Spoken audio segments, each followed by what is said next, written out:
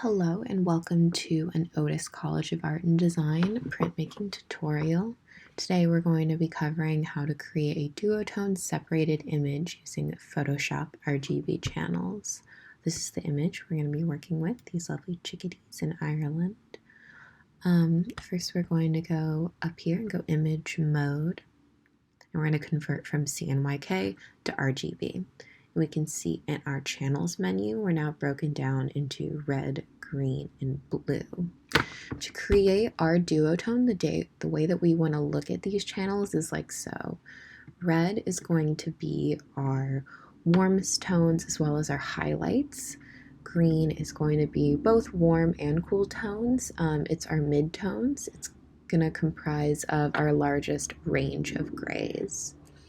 And then finally will be our blue, which is going to be all of our cool tones and is going to be our shadows for the most part. Depending on the effect we want and what colors we plan on printing with, we can pick two colors from R, G, or B. And so if we want to go up to this right-hand corner, we can go split channels. And that'll actually split our image into separate grayscaled JPEGs to actually be able to work with our layers. If we are printing for Risograph, our file can be finished at this point. For silkscreen though, we would have to apply a halftone. And we can do that by going image mode bitmap.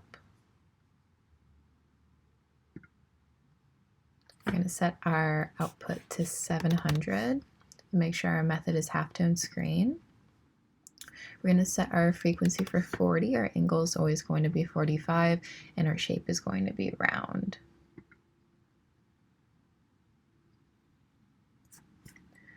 Okay, and if we zoom in, we can start to see the detail in the bitmap that we just created. And we would do the exact same treatment to our blue layer as well.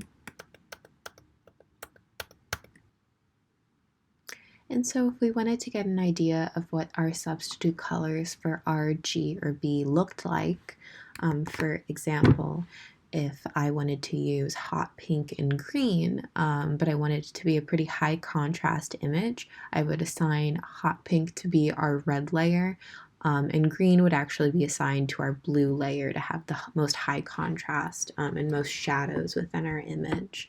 So I've copied in our red layer. We're going to go Command A to select all of it, and then Command C. I'm going to add a new layer and deselect. And we're going to fill this new layer with completely black.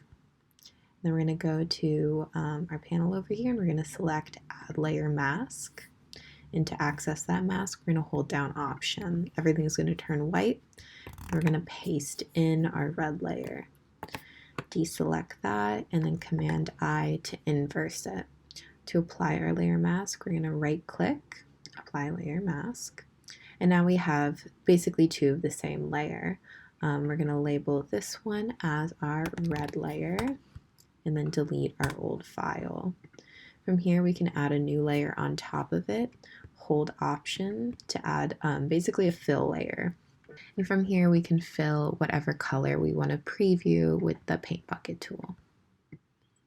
So if I wanted to get that pink, like I said before, we can drop in pink. And then we would just merge these two layers like so. So if I wanted to be able to preview what green would look like underneath, I've already done the exact same treatment, but to our blue layer, like the one over here. And if I show that, and just merge these guys, and then set them both to multiply, I can get an idea of what their actual final overlap is going to look like.